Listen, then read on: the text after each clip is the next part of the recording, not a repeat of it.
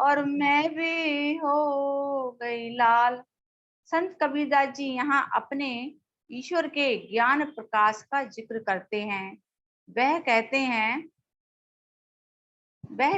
ये सारी भक्ति, ये सारा संसार, ये सारा ज्ञान मेरे ईश्वर का ही है, मेरे लाल का ही है, जिसकी मैं पूजा करता हूँ। और जिधर भी देखता हूँ उधर मेरे लाल ही लाल नजर आते हैं। ये सारा ज्ञान मेरे ईश्वर का ही तो है, मेरे लाल का ही है, जिसकी मैं पूजा करता हूँ। और जिधर भी देखता हूँ उधर मेरे लाल ही लाल नजर आते हैं। हर व्यक्ति में हमें ईश्वर नजर आता है। अगर हम सोचे ये मैं हूँ, ये वो हूँ, तो हर शरीर के अंदर, हर चींटी, जीव, जानवर, सबके अंदर ईश्वर का ही अंश अगर दिखाई देता है, तभी कहते हैं कि जित देखूं तित लाल, मेरे लाल ही लाल, मेरा ईश्वर ही ईश्वर नजर आता है। एक छोटे से कण में ही, चींटी में भी, एक सूक्ष्म से सूक्ष्म जीव में भी मेरा लाल का ही वास है, मेरे उस ईश्वर का ही वास है। उस ज्ञान, उस प्राण, उस जीव को देखने पर मुझे लाल ही लाल के दर्शन होते हैं, मुझे जीव उस ईश्वर के ही दर्शन होते हैं और नजर आते हैं। स्वयं मुझ में भी प्रभु का वास नजर आता है। स्वयं जो मेरा शरीर है उसमें बिना प्रभु की इच्छा से ये शरीर नहीं चल सकता। जैसे कि मीराबाई को हर चीज में अपने गिरधर नजर आते थे, हर चीज में गिरधर ही गिरधर नजर आते थे। भक्त प्रहलाद को उस खंबे में ईश्वर ही नजर आते थे। और लोगों के लिए एक पत्थर है, लेकिन जो भक्त है उसके लिए केवल ईश्वर ही नजर आते हैं, उसको हर चीज में ईश्वर ही नजर आते हैं।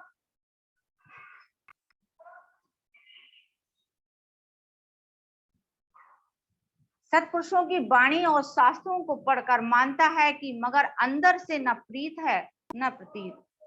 जब तक अंतर बिखे बुद्धि शरीर के दुखों में गिरफ्तार है, उसको अनुभव नहीं कर सकती। लेकिन जब बुद्धि गंभीर हो जाती है और शरीर के दुखों को सुखों से छुटकारा पा जाती है, तब उसको बोध मन ज्ञान हो जाता है कि शरीर तत्वमयी है, मैं शरीर से भिन्न हूं। शरीर किसी खास शक्ति पर चल रहा है, शरीर किसी खास शक्ति पर चल रहा है।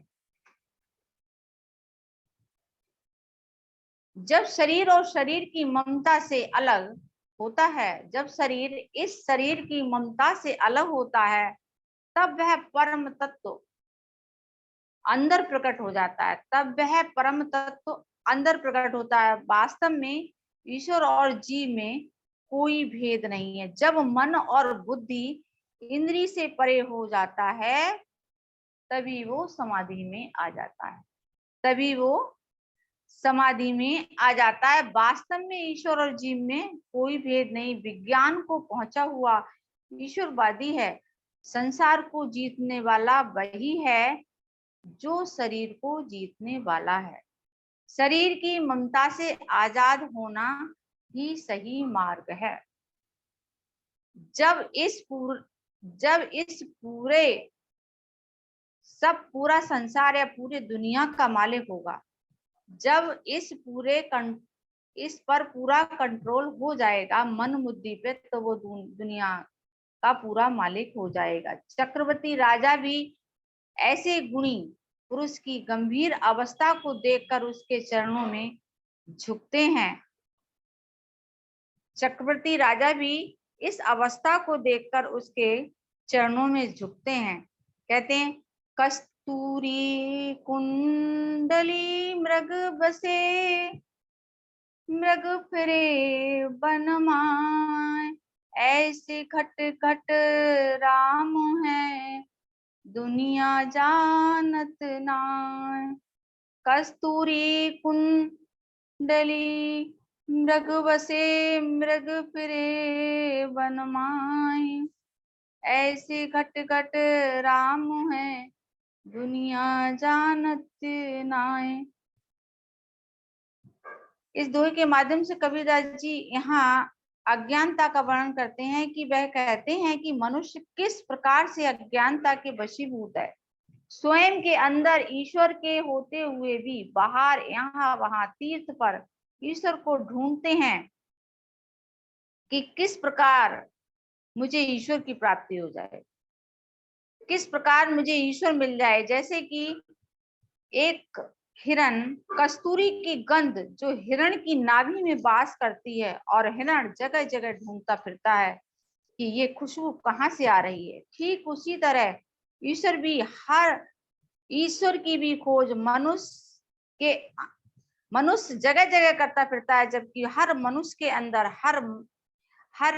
के अंदर हृदय में ईश्वर का ही निवास है, क्योंकि संसार के कण कण में ईश्वर विद्यमान है और मनुष्य उसके अंतर्मुख ईश्वर को देवालय, मस्जिदों और तीर्थ स्थानों में ढूंढता फिरता है।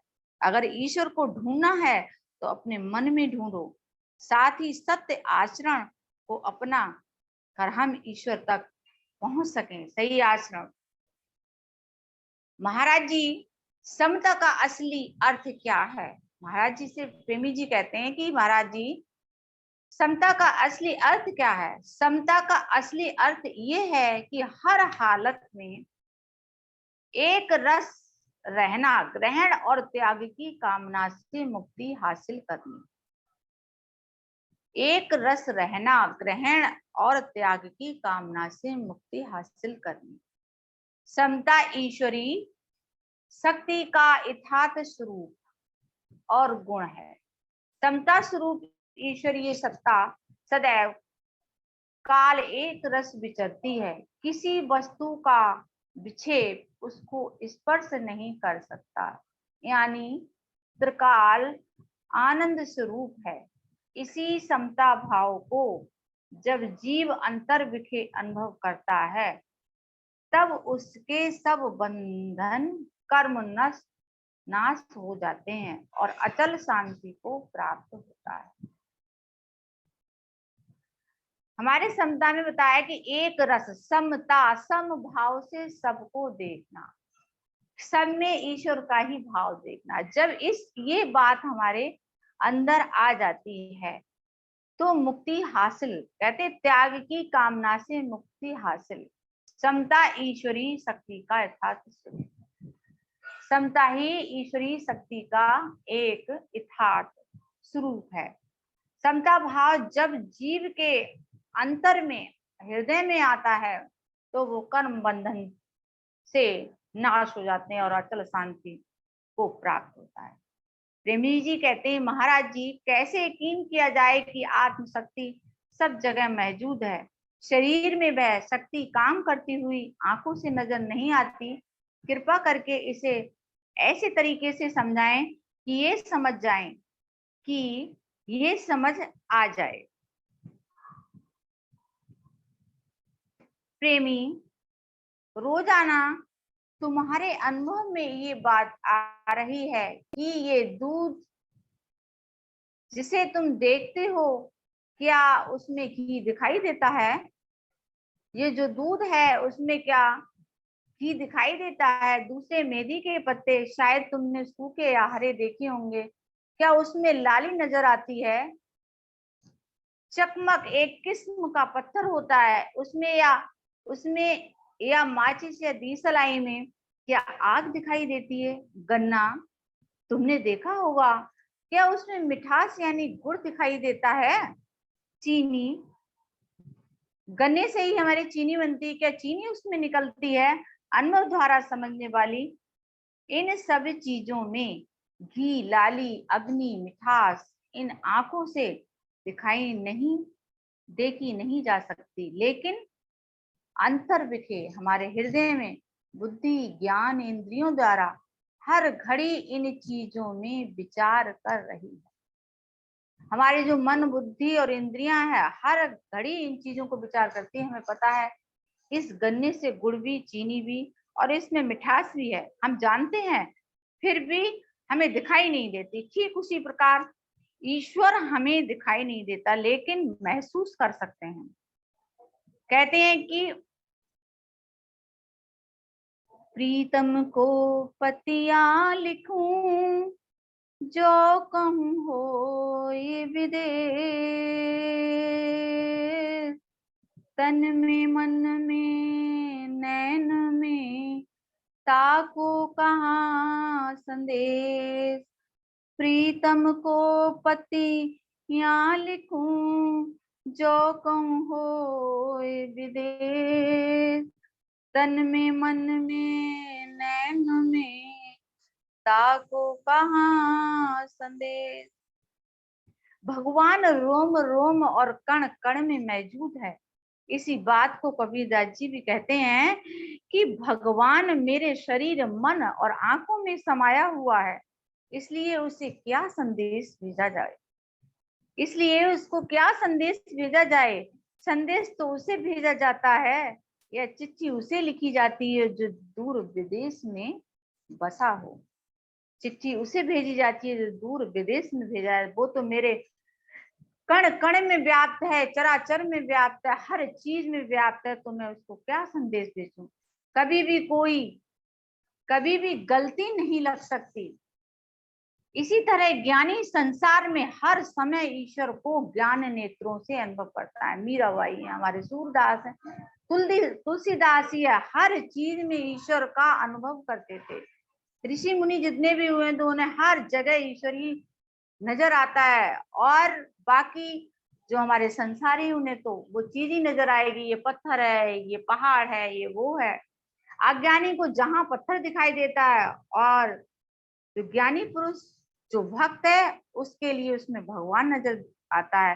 भक्त को उसमें भगवान नजर आता है। पंडित ने धन्ना भगत से माखोल किया, तोलने वाला पत्थर दे दिया कि इसकी पूजा किया कर। धन्ने ने उसमें भगवान को पा लिया। मतलब कि किस कद्र दृढ़ विश्वास हो जाए। हमें अगर अपने मंत्र पर, अपने ईश्वर पर विश्वास है तो हमें एक दिन ईश्वर जरूर प्राप्त होगा। तो हर चीज में हम उस परम शक्ति का अनुभव कर सकते हैं। विचार करते हुए चलें, ऐसा समझ कर कि वह जीवन शक्ति उसी तरह इस शरीर के अंदर रोम रोम में शक्ति दे रही है।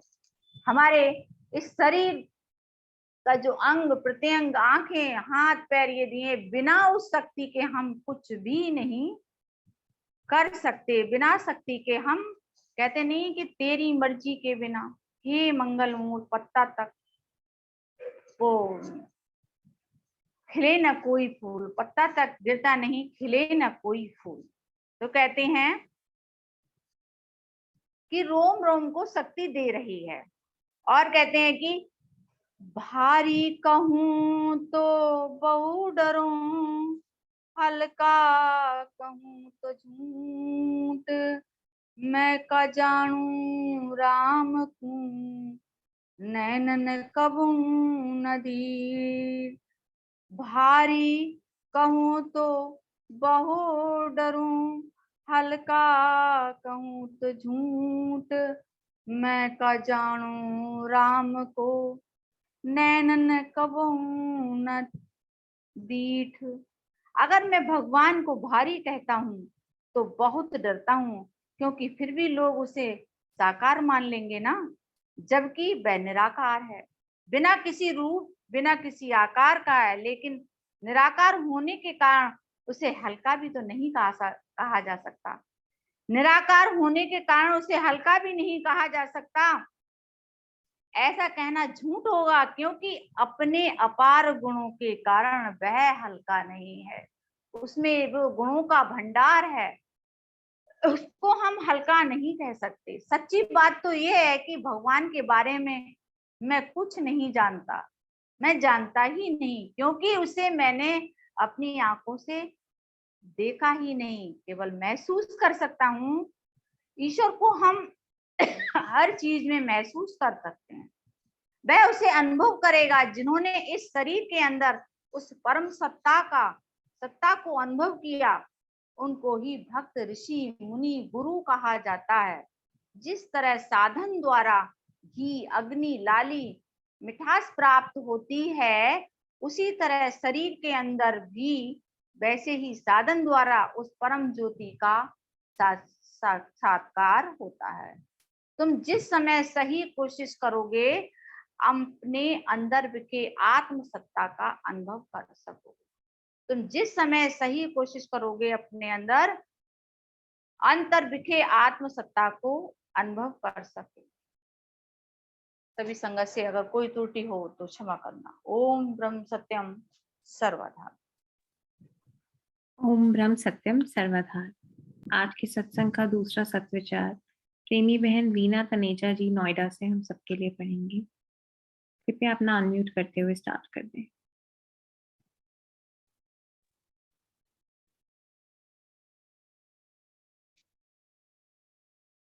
ओम ब्रह्म सत्यम ब्रह्म ज्ञानी ब्रह्म तेज लखाई, ब्रह्म ज्ञानी ब्रह्म तेज लखाई। ऐसे गुरु तो नित बाल बाल जाई, ऐसे गुरु तो नित बाल बाल जाई। लाख बरस गुरु उपमा कीजे,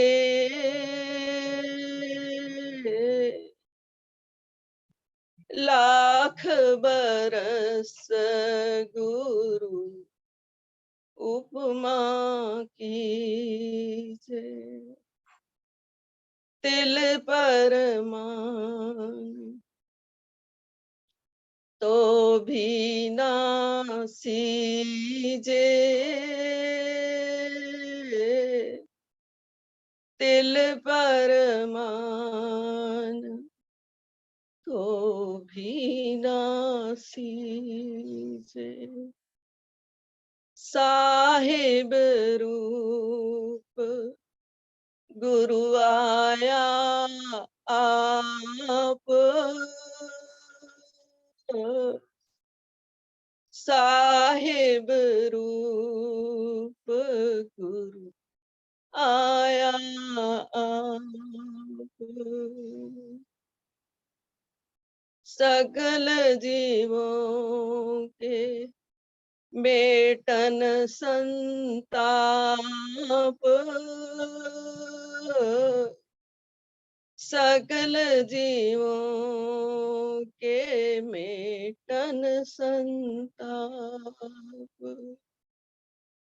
नित नित बंधो गुरु के चरना,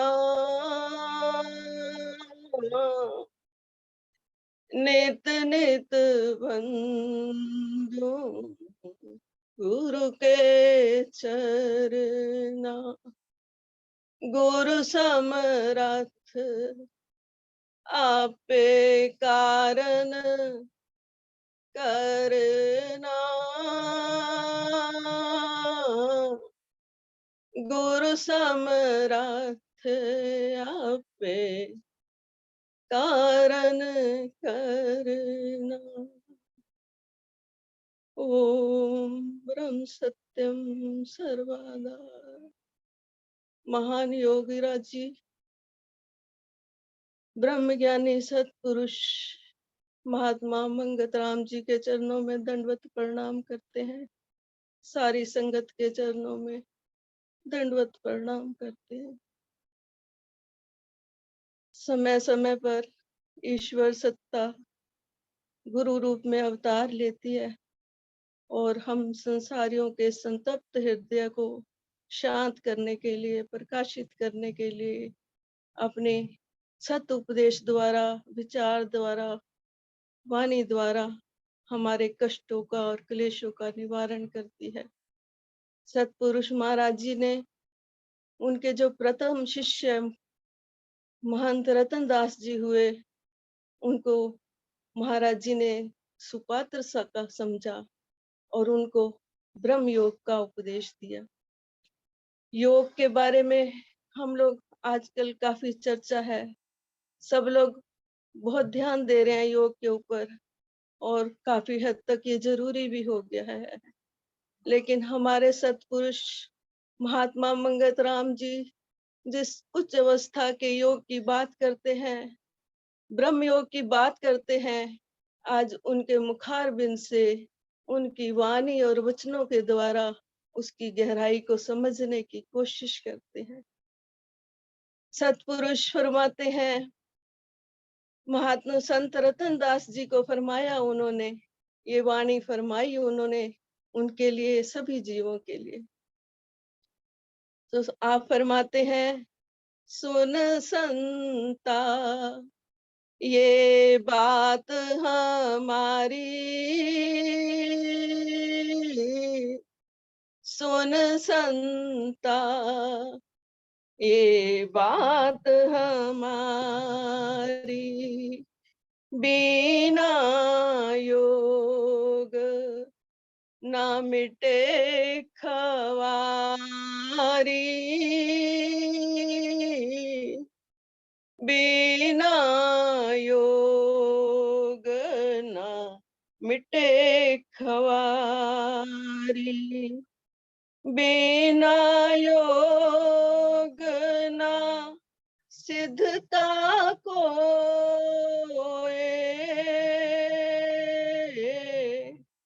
बिना योग ना सिद्धता कोय, बिना योग ना सार कुछ पाए,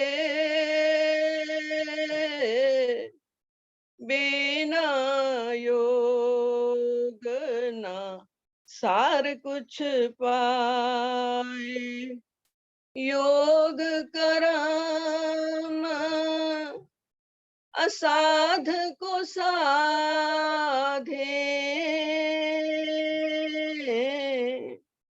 योग करम असाध को साधे, जन्म जन्म का टूटा गांडे, जन्म जन्म का टूटा गांडे, योग बिना थोथा विद्या विचार, अंतर डोले नर बारंबार, योग की सिद्धता में मान निर्मान, मुकत रस पेखे एक भगवान, शिव सन का दिक नारद गुण चारी, योग में रमते बड़े आचारी, कृष्ण कहे सुन धनंजय राव, साधन योग जुगत को पाओ। सतपुरुष फरमा रहे हैं कि बिना योग के इस जीव की खवारी, सतपुरुष खवारी शब्द इस्तेमाल कर रहे हैं कि खवारी का मतलब जो इस जीवन में, इस संसार में हम देह को, मिथ्या देह को अपना मानकर विभिन्न प्रकार के विकारों से, दोषों से हम भरे हुए हैं और हमारा जीवन नित्य प्रति चिंता भय शोक में व्यतीत होता है, जाया हो जाता है। जीवन की शाम आ जाती है, लेकिन मन के अंदर वो सुख, वो शांति और आनंद नहीं प्राप्त होता। जीवन ऐसे ही जाया हो जाता है। योग की बड़ी महिमा है। महाराज जी के मुखारबिंद से समझते हैं कि ये योग क्या चीज है। तो सतपुरुष फरमाते हैं, जो खास बीज मंत्र किसी सिद्ध पुरुष से प्राप्त हुआ होवे और अंतर्गति व बाहर गति में पूर्ण रूप से चिंतन किया जा सके और पल पल विषय सतगुरु शरणागत धारण करके एक नाम के आधार पर ही अपनी तमाम की तमाम मनोवृत्तियों को निश्चल करके बुद्धि को एकाग्र करके किया जावे, ऐसे साधन को ही नाम चिंतन और योग कहा गया है। आप फरमाते हैं कि जो खास बीज मंत्र किसी सिद्ध पुरुष से प्राप्त हुआ होवे और अंतर्गति व बाहर गति में पूर्ण रूप से चिंतन किया जा सके और पल पल विषय सतगुरु शरणागत धारण करके एक नाम के आधार पर ही अपनी तमाम की तमाम मनोवृत्तियों को निश्चल करके बुद्धि को एकाग्र किया जावे, ऐसे साधन को ही नाम चिंतन और योग कहा गया है। आत्मा शरीर के अंदर इस तरह प्रकाश कर रहा है जिस तरह दूध में घी, इसलिए सत्य ही वह परम तत्व शब्द स्वरूप अनुभव हो सकता है। आत्मा शरीर के अंदर इस तरह प्रकाश कर रहा है जिस तरह दूध में घी, इसलिए सत्यतन से ही वह परम तत्व शब्द स्वरूप अनुभव हो सकता है। अभी हम प्रश्न उत्तर में भी यही सुन रहे थे, सतपुरुष बार बार यही समझाते हैं कि शरीर अलग चीज है और जो अंदर जीवात्मा बैठी है वही मेरा निज स्वरूप है। लेकिन सुनने के बावजूद भी हम शरीर को अपना ही स्वरूप मान जाते हैं और यही हमारा मूल अज्ञान है और इसी की वजह से हमारा अंदर की मन की भटकन और दोष दूर नहीं होते हैं। दृढ़ निश्चय से प्रभु उपासना को धारण करना और तमाम शरीर की शक्ति को उस परम तत्व के आधार पर देखना। दृढ़ निश्चय से प्रभु उपासना को धारण करना और तमाम शरीर की शक्ति को उस परम तत्व के आधार पर देखना और कर्म फल की आसक्ति को प्रभु आज्ञा में समर्पण करना। कर्मों का कर्ता खुद को नहीं मानता, ईश्वर को कारण करता जान के मन की चिंता त्याग, चित्त के अंदर इस भाव को बिठाना, प्रभु आज्ञा में समर्पण करना, नित ही अंतर्गत विषय अखंड नाम का सिमरन करना ही परम योग है। ये सतपुरुष ने हमें योग की परिभाषा दी, योग का अर्थ बताया और योग की महिमा बताई। सतपुरुष आप फरमाते हैं कि तमाम संत महात्मा शिव सनकादिक नारद गुणचारी योग में रमते बड़े आचारी।